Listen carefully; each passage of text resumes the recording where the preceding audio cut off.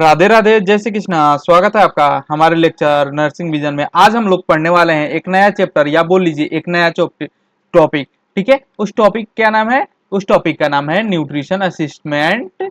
Nutrition असिस्टमेंट और क्या भैया? और न्यूट्रिशन एजुकेशन। जी हाँ, आज हम लोग न्यूट्रिशन को असिस्ट करना और उसके बारे में कुछ कुछ चीजें पढ़ेंगे जो कि हमारे एग्जाम के लिए बहुत ज्यादा इंपॉर्टेंट है। तो चलिए चालू करते हैं बिना किसी देरी के।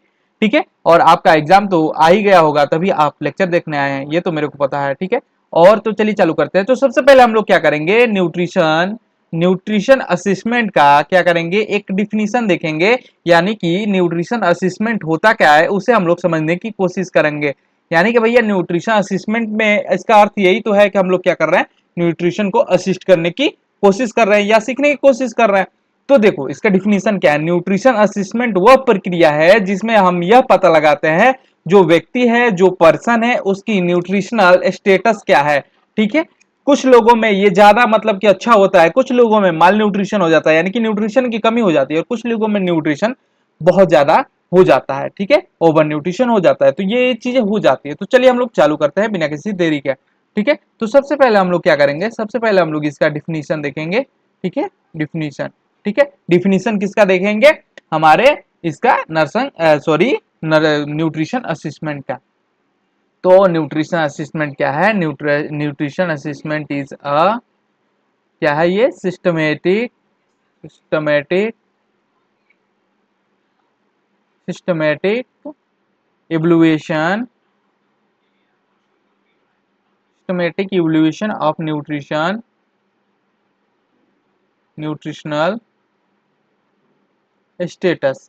ठीक है, यानी कि हम लोग इसमें क्या करते हैं? इसमें हम लोग सीखते हैं कि जो पर्सन है, जो व्यक्ति है हमारे पास आया है, उसका न्यूट्रिशनल स्टेटस क्या है। ठीक है, और क्या चीजें देखते हैं? और हम लोग डिटेक्ट करते हैं। अगर जब भैया हम लोग ये चीजें करते हैं तो हम लोग क्या करते हैं? डिटेक्ट करते हैं। क्या डिटेक्ट करते हैं?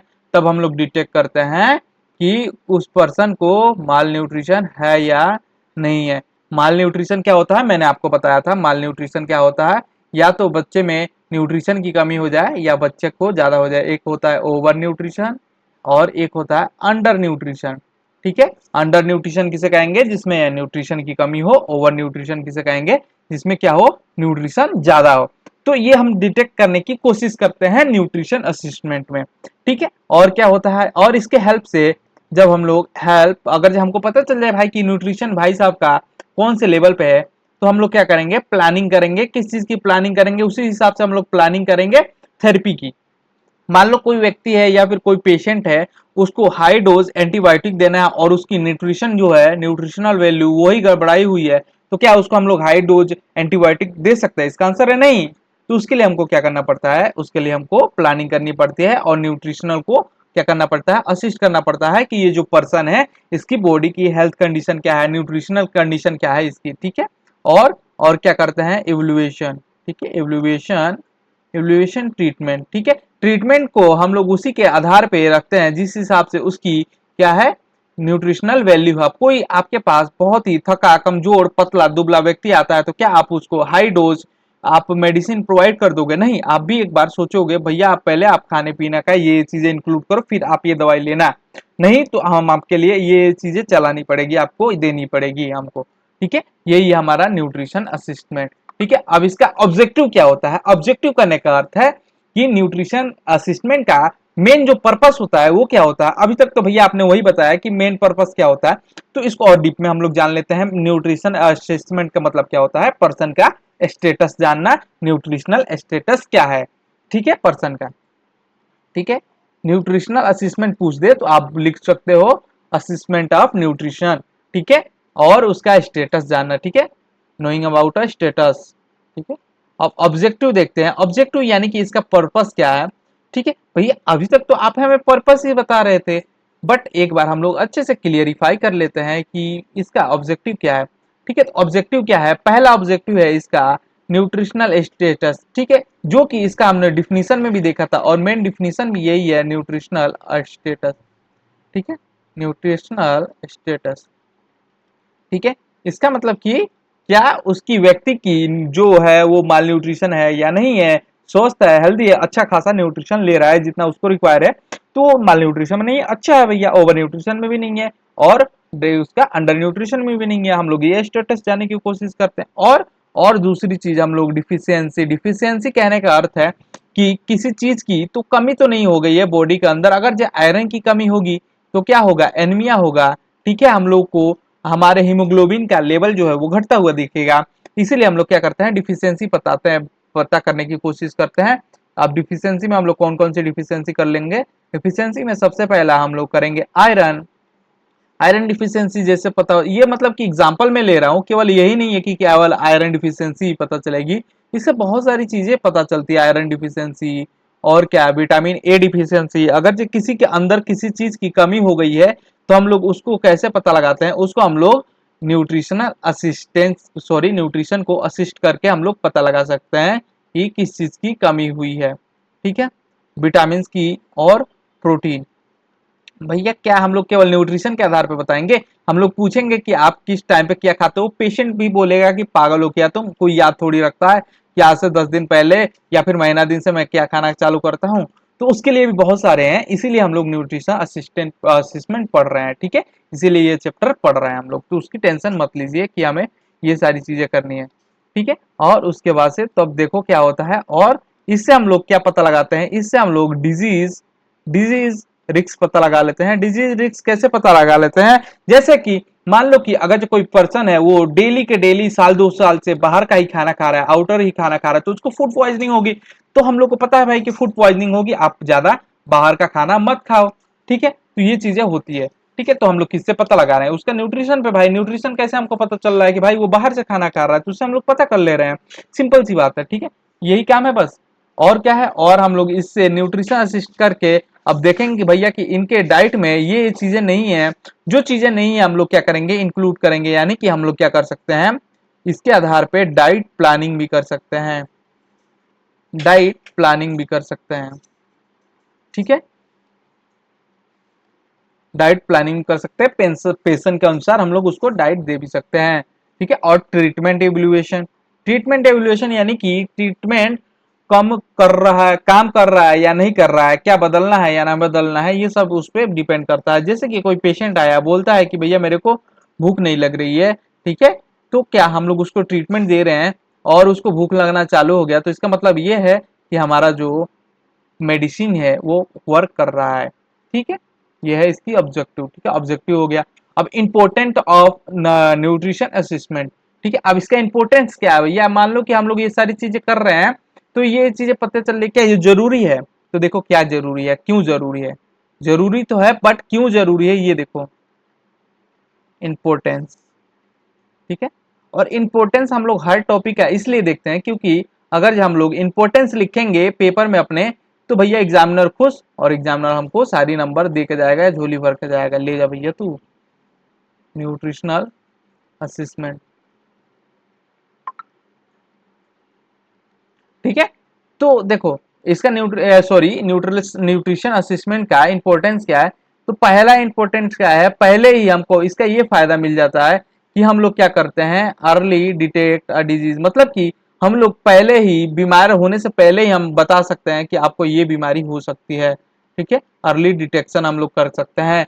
बीमार होने से पहले हम लोग क्या करेंगे कि इस चीज की डिफिशियंसी है, आपको इस चीज की डिफिशियंसी हो सकती है, अगर इस चीज की डिफिशियंसी हुई तो आपको ये क्या हो सकता है, आपको बीमारी ये हो सकती है, कैंसर हो सकता है, टीबी हो सकता है, कोई ना कोई बीमारी हो सकती है, आपको कोई ना कोई डिजीज हो सकते हैं। हम लोग डिजीज होने से पहले ही हम लोग आपको बता सकते हैं, पेशेंट को बता सकते हैं कि इस चीज की कमी हो रही है, इस चीज की डिफिशियंसी आई है या फिर आ सकती है, अगर आई है तो क्या होगा। ठीक है, ये आपको बीमारी हो सकती है।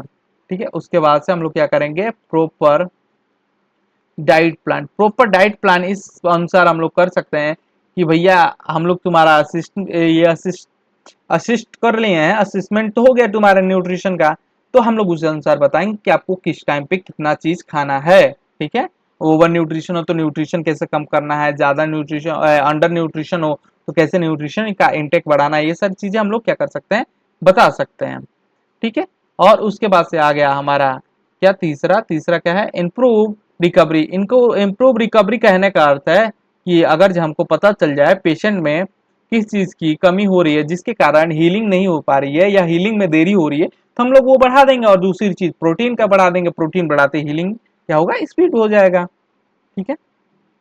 और उसके बाद से रिड्यूस कॉम्प्लिकेशन, मतलब कॉम्प्लिकेशन का अर्थ होता है कि वो चीज जो मतलब कि खतरा है, ये डिजीज हो गई है तो ये चीजें हो सकती है, इसके कारण उसे हम लोग कम कर सकते हैं। कि मान लो कोई व्यक्ति है, उसे ऑलरेडी वो इल है, अगर जो हम बोले कि आप न्यूट्रिशन में ये चीजें ऐड कर लो, तो ऐड किया तो उस चीजों से बच जाएगा, कॉम्प्लिकेशन से बच जाएगा, अदर बीमारी से बच जाएगा जो उसके कारण होती है। ठीक है, कॉम्प्लिकेशन कम हो जाएगा। ठीक है। और improve quality of life, improve quality of life, improve quality of life मतलब कहने का मतलब है क्या भैया कि उसकी लाइफ की क्वालिटी बढ़ जाएगी या फिर लाइफ स्पेन बढ़ जाएगा, नहीं, लाइफ स्पेन भी बढ़ेगा और उसके जीने का जो तरीका है वो भी बदल जाएगा। वो बिल्कुल मतलब कि मस्त रहेगा, हैप्पी रहने लगेगा, सारी चीजें उसमें आ जाएगी, तो ये उसका क्वालिटी ऑफ लाइफ हो जाएगा। ठीक है, ये हमारा इंपॉर्टेंट हो गया। अब मेथड तो बता दो भैया, आप तो ये बताया जा रहे हो, बड़ा ही बताया जा रहे हो उसकी कि ये चीजें होती है वो चीजें होती है, ये नहीं बता रहे हो कि इसका मेथड क्या है।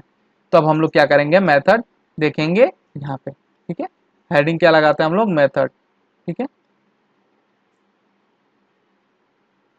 मेथड। ठीक है, method of nutrients, nutritional assessment. कौन कौन सा मेथड है भैया, तो मेथड को याद रखने की जरूरत नहीं है, बस आपको एबीसीडी आता है। एबीसीडी किसको नहीं आता भैया, तो पहले ए, फिर बी, फिर सी और फिर डी, ये चार चीजें याद रख लो, एबीसीडी याद कर लो बस। देखो ये एबीसीडी याद होने से क्या भैया, इसका मेथड आ जाएगा। हाँ, एबीसीडी आने से इसका मेथड आ जाएगा बिल्कुल। तो कौन कौन सा मेथड है ये भी बता दो, ये कौन सा नया आप फॉर्मूला ले आए। तो एबीसीडी आपको याद है तो आपको मेथड ऑफ न्यूट्रिशनल असेसमेंट भी याद है। तो कैसे भैया, ये भी बता दो। ए फॉर एप्पल मत बोल देना भैया, ए फॉर होता है एंट्रोट्रॉपी। ठीक है, B for biochemical, bio biochemical, C for clinical और डी फॉर डाइट। तो भैया ये चीजें बस यहाँ पे आप बता रहे हो, ए फॉर एट्रोप्रोमेटेड, ठीक है, एट्रोप्रोमेट्री, और उसके बाद से बायोलॉजिकल, उसके बाद से केमिकल और डाइटरी। मतलब कि अगर जो हम लोग चार चीजें देख लें, मतलब कि असिस्ट करना सीख जाए, तो हमको आ गया न्यूट्रिशनल असिस्टमेंट। ठीक है, तो हम लोग क्या करते हैं अब देखते हैं। तो सबसे पहले हम लोग क्या करेंगे, केमिकल क्लिनिकल देखेंगे, हेडिंग क्या लगाएंगे यहाँ पे, क्लिनिकल असिस्मेंट देखेंगे। चार टाइप्स के असिस्मेंट होते हैं, तो पहला हेडिंग लगाते हैं हम लोग क्या, क्लिनिकल। ठीक है, क्लिनिकल। तो क्लिनिकल में हम लोग क्या कर सकते हैं, तो क्लिनिकल में देखो हम लोग क्या कर सकते हैं, क्लिनिकल में हम लोग पेशेंट को देखकर न्यूट्रिशन डिफिशियंसी को पहचानते हैं। ठीक है, क्लिनिकल में क्या करते हैं, पेशेंट को देख के हम लोग क्या करते हैं, पेशेंट की डिफिशियंसी को पहचानते हैं। ठीक है, इसमें क्या होता है, इसमें फिजिकल एग्जामिनेशन होता है। ठीक है, फिजिकल एग्जामिनेशन।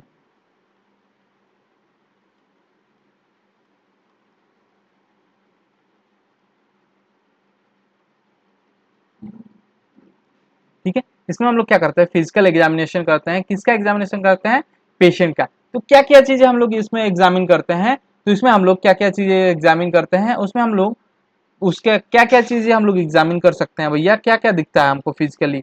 तो भैया फिजिकली तो बहुत कुछ दिखता है, जैसे कि उसका हेयर, ठीक है, और आई, ठीक है भैया, और उसके बाद से लिप, ठीक है भैया, उसके बाद से स्किन, ठीक है भैया, और उसके बाद से नेल, ठीक है, उसके बाद से लेग। ठीक है, तो हमको फिजिकली ये सारी चीजें दिखती है। ठीक है, तो फिजिकली हम लोग देख के क्या कर सकते हैं, अगर जो हेयर उसका क्या है, हेयर उसका ड्राई है, ठीक है, हेयर ड्राई है या हेयर फॉल है, तो हम लोग क्या बोलेंगे भैया, हेयर ड्राई है, हेयर फॉल है, हमने देखा, तो हम लोग क्या बोलेंगे, अभी हम लोग बताते हैं कि आपको उसमें क्या चीज की कमी हुई है। अगर जो नाइट ब्लाइंडनेस है, मतलब कि रात में नहीं दिखता है, भैया रात में तो किसी को नहीं दिखता है भाई साहब, रात में तो मतलब कि नहीं दिखता है, वो पता है, बिल्कुल अंधेरे में नहीं दिखता है। बट अगर जो कम रोशनी हो उसमें किसी को नहीं दिखता है और सबको सामान्यतः उसमें दिखना चाहिए, तो उसे हम लोग बोलते हैं नाइट ब्लाइंडनेस। ठीक है। और लिप्स में भैया क्या कर सकते हो, लिप्स कैसा है, लिप्स उसका ड्राई है, ठीक है, या फिर कैसा है, ठीक है। और स्किन का भी कैसे कर सकते हो, ड्राई स्किन, ठीक है। नेल्स का कैसे कर सकते हो, नेल्स का कैसे कर सकते हो, स्पून स्पून नेल। और लेग का कैसे कर सकते हो, एडिमा, एडिमा कहने का अर्थ है मतलब कि उसमें सूजन है। तो अगर जो आपको फिजिकली ये चीजें देखने को मिलती है तो आप समझना कि उसमें किस किस चीजों की कमी है, हम पता लगा सकते हैं ये चीज देख के सिर्फ। ठीक है। अब देखो हम लोग कैसे पता लगा सकते हैं, ये ऐसे पता लगा सकते हैं। देखो अगर जे उसका समझो, अगर जे उसका हेयर ड्राई है तो उसमें क्या है, प्रोटीन डिफिशियंसी, यानी कि उसके अंदर क्या है, उसके अंदर प्रोटीन की कमी है। ठीक है, प्रोटीन डिफिशियंसी। ठीक है। और अगर जे आई ब्लाइंड सॉरी नाइट ब्लाइंडनेस है तो किस चीज की कमी है, विटामिन ए की क्या है, डिफिशियंसी है। ठीक है, विटामिन ए की डिफिशियंसी है। ठीक है। और लिप्स में, तो लिप्स का भैया छोड़ी दो, किसी का ड्राई रहता है, किसी का कुछ रहता है, बट इसका क्या होता है, विटामिन विटामिन बी डिफिशियंसी। ठीक है, vitamin B deficiency. Skin dry है तो किस चीज का भैया, स्किन ड्राई है तो फिर से इसमें विटामिन मतलब कि विटामिन ए के डिफिशियंसी से नाइट ब्लाइंडनेस भी होती है और स्किन ड्राई भी होती है। ठीक है। अगर जो नेल में आपका स्पून नेल से दिखे तो आयरन डिफिशियंसी, ठीक है, आयरन डिफिशियंसी, ठीक है, आयरन की कमी हो गई है। और अगर जो लेग में एडिमा है तो फिर से आपका प्रोटीन डिफिशियंसी, यानी कहने का मतलब है कि हम लोग फिजिकली उसको एग्जामिन कर रहे हैं, ये देख के हमको पता लग रहा है अगर जो हेयर ड्राई है, ये सारी चीजें दिख रही है, तो भाई प्रोटीन की उसमें कमी हो चुकी है, प्रोटीन डिफिशियंसी आ गई है, मतलब कि न्यूट्रिशन में उसका प्रोटीन ऐड करना पड़ेगा। अगर नाइट ब्लाइंडनेस है तो विटामिन ए ऐड करना पड़ेगा, अगर लिप ड्राई है तो विटामिन बी ऐड करना पड़ेगा, स्किन ड्राई है तो विटामिन ए ऐड करना पड़ेगा, नेल्स जो है वो ऐसे चकते चकते हैं और हार्ड हो गए हैं तो आयरन उसमें ऐड करना पड़ेगा। लेग में एडिमा है, लेग में एडिमा कहने का मतलब है लेग में फ्लूइड भरा पूरा है तो उसमें प्रोटीन ऐड करना पड़ेगा उसके न्यूट्रिशन में, ये सारी चीजें होती है। ठीक है।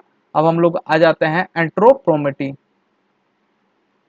एथ्रोप्रोमेट्री, एथ्रोप्रोमेट्री। एथ्रोप्रोमेट्री क्या कहता है, एथ्रोप्रोमेट्री मतलब होता है कि सबसे ज्यादा एग्जाम में ये पूछा जाता है, ठीक है, बॉडी मेजर करके ली जाने वाली न्यूट्रिशनल असेसमेंट, मतलब कि हम लोग बॉडी को मेजर करते हैं और उस आधार पर हम लोग न्यूट्रिशन का स्टेटस बताते हैं। अभी नहीं समझ में आया, देखो हम लोग बॉडी का कितना उसका हाइट है, वेट कितना है, कितना वो उसका वो हेल्थ है, ठीक है, फिजिकली हेल्थ कितना हेल्दी है, वो देख के उसका मेजरमेंट करके हम लोग बताते हैं कि आपको किस चीज की कमी है। ठीक है, ये चीजें होती है इससे। ठीक है। तो देखो अब इसमें हम लोग क्या क्या करते हैं, इसमें हम लोग सबसे पहले क्या करते हैं, बॉडी मेजर कर लेते हैं। तो बॉडी मेजर में हम लोग क्या करते हैं, हाइट मेजर करते हैं, पहला हाइट मेजर करते हैं, फिर उसका वेट मेजर करते हैं। ठीक है। और क्या करते हैं, और बी एम आई का मतलब होता है बॉडी मास इंडेक्स। ठीक है, बीएमआई का मतलब होता है बॉडी मास इंडेक्स। ठीक है। उसके बाद से हिप सर्कमफ्रेंस, हिप सर्कमफ्रेंस मतलब कि कमर की उसकी संकफ्रेंस कैसी है, संकफ्रेंस मतलब कि समझ ही रहे हो, सर्कल। ठीक है। और उसके बाद से क्या कर सकते हैं, middle arm, middle upper arm. ठीक है, मिडिल अपर आर्म का क्या कर सकते हैं, सर्कमफ्रेंस। अरे भैया जिसको आप बाइसेप ट्राइसेप क्या क्या बोलते हो, ये बॉडी, ठीक है, उसी को बोलते हैं। ठीक है, सर्कमफ्रेंस। ठीक है, शॉर्टकट में MUAC, मतलब middle upper arm circumference, circumference. ठीक है। और उसके बाद से स्किन फोल्ड थिकनेस, मतलब कि हम लोग इसका असेसमेंट, इसका मेजर कर रहे हैं कैसे कैसे चीजें हो रही है, उस आधार पे हम लोग बताएंगे कि आपको इस चीज की कमी है और किस चीज की कमी है और क्या चीज आपको डाइट में ऐड करना चाहिए। और क्या हेड कास्ट का प्रेस, मतलब कि हेड जो है ये कितने अच्छे से राउंड है, क्या है, सारी चीजें वो हम लोग देख के बताते हैं। ठीक है, किसमें, इन्फंट में। ये चीजें किसमें है, इन्फंट में। सारी चीजें नहीं, ये जो हम लोग हेड सर्कमफ्रेंस की बात कर रहे हैं ये इन्फंट्स की बात हो रही है। ठीक है यहाँ पे। ठीक है, अब बीएमआई निकालने का फॉर्मूला क्या होता है, हाइट वेट तो नाप ही लोगे और सारी चीज देख ही लोगे, तो बीएमआई कैसे निकालते हैं ये हम लोग देख लेते हैं। बीएमआई कैसे निकालते हैं, तो बीएमआई निकालने का फॉर्मूला है वेट केजी में। ठीक है, यूनिट सही होना चाहिए, डिवाइड बाई, डिवाइड यानी कि उसको डिवाइड करेंगे हाइट स्क्वायर मीटर स्क्वायर। मतलब कि ऐसे नहीं कि भैया हाइट को फीट में निकाल के और आपके बॉडी को, बॉडी वेट को डिवाइड कर देंगे तो गलत हो जाएगा। इसका एक एग्जांपल हम लोग लेते हैं। ठीक है, हम लोग को वेट किस में लेना है, वेट हम लोग को केजी में लेना है। तो वेट हमको दे रखा है 60 केजी। ठीक है, और हाइट कितना है, हाइट है 1.7 मीटर। ठीक है, तो बीएमआई क्या होगा, इसका बीएमआई क्या होगा, तो इसका बीएमआई होगा 60 डिवाइड बाई 1.7 इंटू 1.7। अब भैया 1.7 1.7 कहाँ से आया, तो यहाँ पे देखो क्या है, यहाँ पे स्क्वायर है, यानी कि हाइट का हम लोग क्या कर सकते हैं, डबल कर सकते हैं, स्क्वायर कर सकते हैं। तो इसका बीएमआई क्या आ जाएगा, इसका बीएमआई आ जाएगा 20.7 अप्रोक्स में। ठीक है, इतना आ जाएगा इसका बीएमआई। ठीक है, ये इसका क्या है, बीएमआई है। ठीक है, अब भैया ये बताओ 20.7 है तो कैसे हम लोग, क्या हमको, चलो बीएमआई आ गया, बीएमआई 10 आ रहा है, 5 आ रहा है, तो कैसे पता चलेगा कौन सा बीएमआई अच्छा है। तो देखो, अगर जे ये रहा बीएमआई, ठीक है, और ये है कैटेगरी।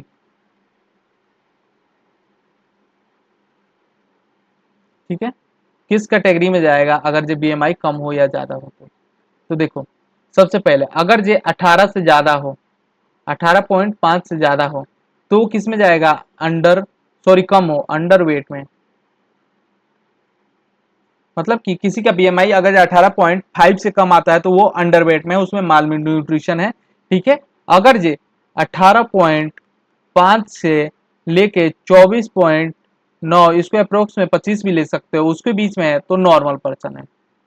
तो कोई दिक्कत नहीं, इसके बीच में सब आते हैं लगभग जो नॉर्मल पर्सन रहते हैं। ठीक है, और 25.9, 29.9, सॉरी 25 से ऊपर जाए वो आ जाता है ओवरवेट में।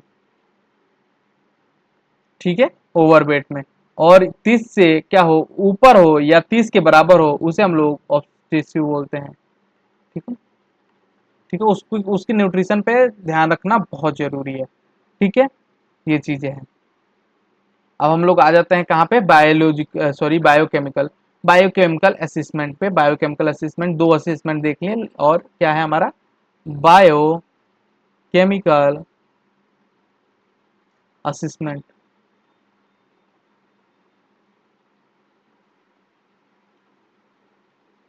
तो बायोकेमिकल असेसमेंट क्या है, बायोकेमिकल असेसमेंट हम लोग क्या बोलते हैं, बायोकेमिकल असेसमेंट हम लोग जो लेबोरेटरी जांच कराते हैं, ठीक है, लेबोरेटरी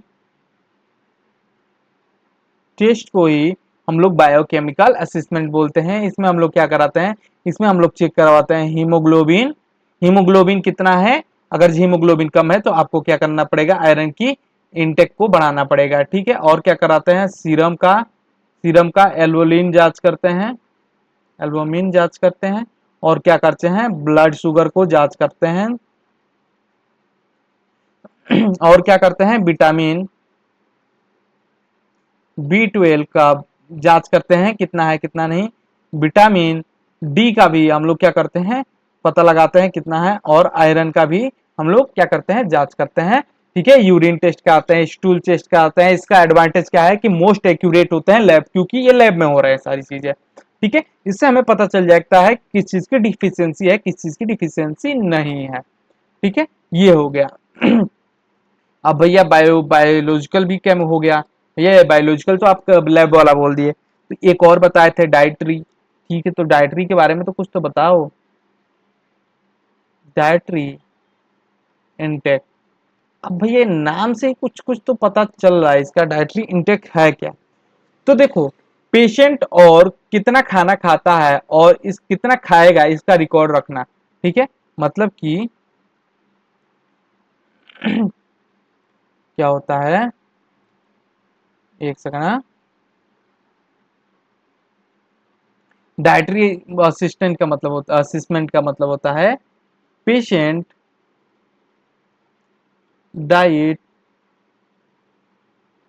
चार्ट मेंटेन। मतलब कि क्या भैया, वो क्या खा रहा है, कितना स्टूल उसका निकला है, ये सारी चीजें हम रिकॉर्ड रखेंगे तो ये डायट्री मैनेजमेंट हो गया। हाँ हो गया, यही है बस डायट्री मैनेजमेंट। अब इसका मेथड क्या है, इसका मेथड है, मेथड यानी कि तरीका क्या है, हम लोग क्या करते हैं 24 आवर, ठीक है, 24 आवर रिकॉल करते हैं, मतलब कि उस पर ध्यान रखते हैं। ठीक है, फूड फ्रिक्वेंसी क्या है, फूड फ्रिक्वेंसी क्या है, फूड डाइट क्या है, डाइट हिस्ट्री क्या है, और वेट ऑफ फूड रिकॉर्ड क्या है। ठीक है, इसमें हम लोग क्या करते हैं, इसमें हम लोग करते हैं food frequency, food frequency questioning, मतलब कि आप कितने बार खाना खाते हो, ठीक है, आपको बार बार भूख लगती है क्या, और ये सारी चीजें हम लोग पूछेंगे, फूड फ्रिक्वेंसी क्वेश्चनिंग। और उसके बाद से क्या करेंगे, food diet, sorry food, food diary, food diary यानी कि हम लोग उसको मेंटेन करेंगे, क्या खाता है, कितना खाता है, ठीक है। और डाइट हिस्ट्री, डाइट हिस्ट्री मतलब कि आप क्या खा के आए हो, क्या खाए थे और कितना खाते हो, ये सारी चीजें, ठीक है, क्वेश्चनिंग में भी ये आ जाता है। ठीक है, और उसके बाद से weightage, weightage, weightage of food. अब मेरे कहने का मतलब ये नहीं है कि आप लेको उसको वेट करोगे, आप उसका न्यूट्रिशन वैल्यू देखोगे, यही है वेटेज ऑफ फूड। ठीक है, तो यहाँ पे आपका पूरा चैप्टर होता है खत्म। तो आज के लिए इतना ही रहने देते हैं। ठीक है, राधे राधे, जय श्री कृष्णा, थैंक यू।